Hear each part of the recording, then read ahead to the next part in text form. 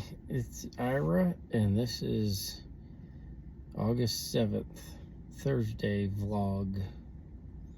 Trying to do this every day because a guy named Seth Godin said to do it every day. And he wrote good books. So, and I think it is good. I think it helps me.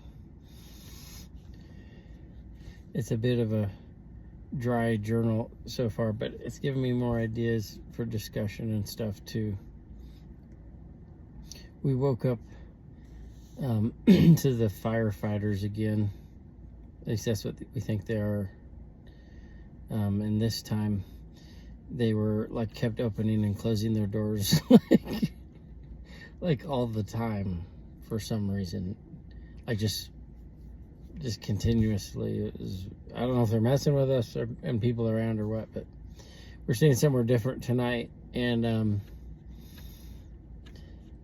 anyway, after that we woke up, we went to a park and made breakfast. Well, I'll be honest, my wife let me go back to sleep for a bit.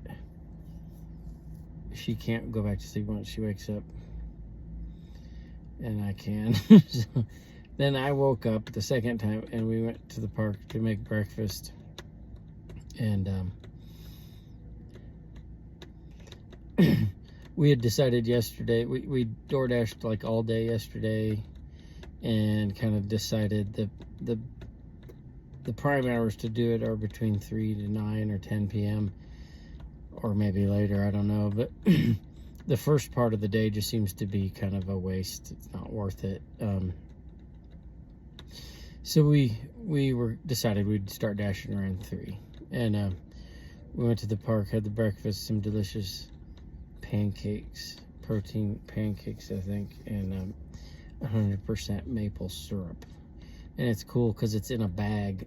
We kept getting different syrups, you know, different kinds of containers, and they'd always end up tipping over and leaking in our drawers. And we got a bag this time of it, is I guess what do you call it, and it has a screw top nozzle, and that doesn't leak. And it's delicious. If you've never had real maple syrup, it is so worth it compared to the other stuff,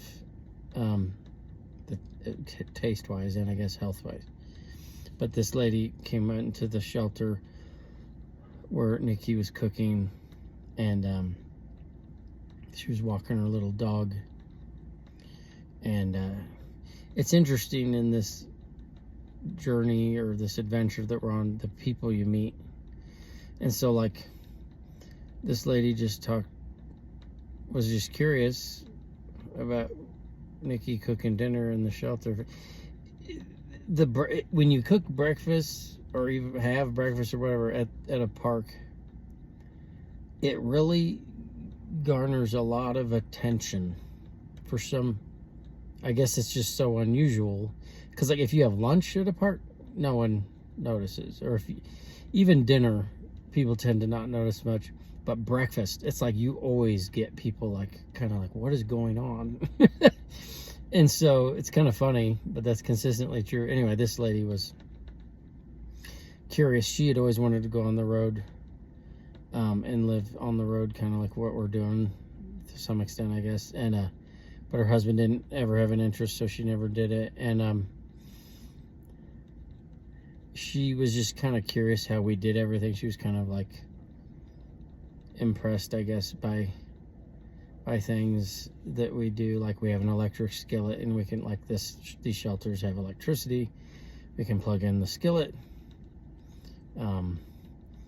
You know, we have water in gallon jugs that you can get for free places, or you can just get refills at like a Walmart or Natural Grocers, and that's really cheap too. But a lot of places will let you do it for free, like gas stations and stuff at the taps. And a lot of other parks and things like that will have places free water too that's drinkable. But you know, and it's just kind of interesting. Like we don't have refrigeration. We I don't know that I've seen another van lifer that doesn't have any refrigeration. We've gone a year without refrigeration. We don't need it. There's meat, there's canned meat, and even vegetables. Not that we eat a lot of those, but those don't really require refrigeration or anything. I guess if you got frozen vegetables, it would. But like, you can buy a cucumber, or you can buy fruit, you can buy avocado, carrots, even lettuce. We were doing that and just kind of eating it that day. That, of course, could go bad quicker if it was hot and humid. But when it's more dry and cool, I don't know how long that might last. But it's kind of interesting what you can get by on. But so she was interested in that, and me and Nikki got talking after that, and we were just kind of talking about some different things that I kind of put it under this idea of blazing your own trail. And we talked about our past, like, careers, when we were in the corporate world and different things. Like, I did construction work and she did daycare work as well. And we didn't really fit in. Never really felt like we fit in those places. And and it was like we tried to fit a square peg into a round hole for decades. And when we were kind of forced pretty much into this situation, living in the van, it was kind of a blessing in disguise, because we're kind of forced to try to carve our own path or blaze our own trail. And kind of, looking at it, it's like, we tried for so long to do what we thought was right or what would be expected of us, and it just wasn't ever a fit. And so now we're kind of put into a situation where we have to try to do our own thing. And it seems like that is the most the best thing we've ended up doing, because we're kind of trying to blaze our own trail instead of trying to go fit in somewhere where we don't belong. And so that's a topic I think I might want to talk more on later. But we had a good conversation on that. So after the breakfast, we went to, we couldn't find the university parking. We wanted to go to the library and work there until we dashed, and there just wasn't any parking. So we went instead to a local coffee shop, a small shop, and that was pretty cool. And we researched there, and when I was there, and I actually found where the free university parking and free shuttle is. So tomorrow we're going to try to do that, because it's pretty far from the library, so we can take the shuttle in.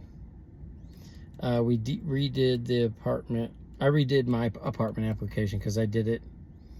Somehow it came up under my an old work email where I used to work, and so that didn't link my application to Nikki's original application. And so I redid that, and Nikki got Jacob to do his, and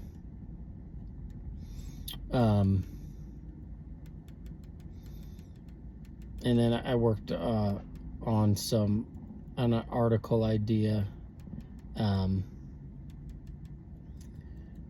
on the topic of this kind of weird word of daemons, daemons, and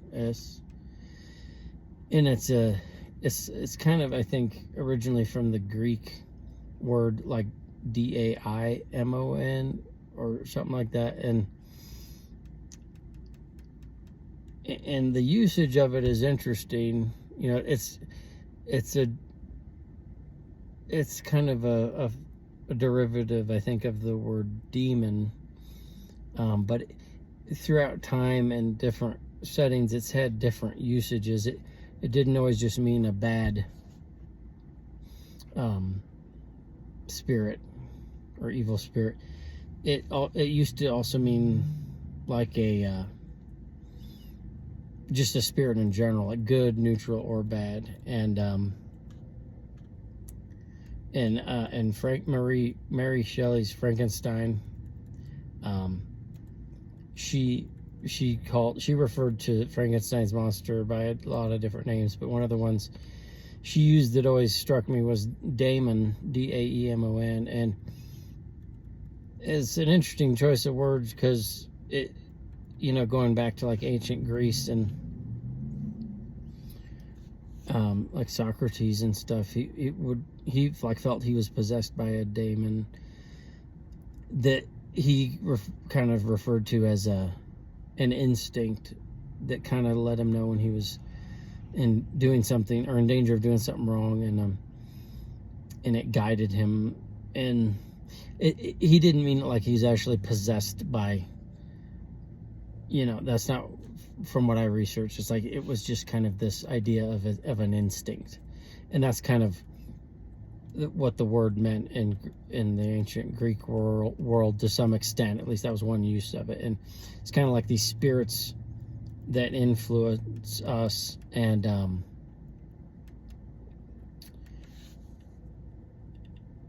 so, you know, and of course the demon idea that if these evil spirits that influence us is there too. And with Frankenstein's monster is interesting because it wasn't like he was necessarily evil, as I recall. It's like he was just kind of created, and he was just this being, and he had to wrestle with who he was and things like that. And so the idea is, and like Jordan Peterson has talked about this, is like there's these kind of spirits in a sense, not like demons and angels in the Bible, but like there's also this concept of like these spirits that affect all people, and he says it even in a sense could be argued to affect other species too, you know, like an anger or a lust or these different drives. And as a person, you have a choice to let them control you or not. And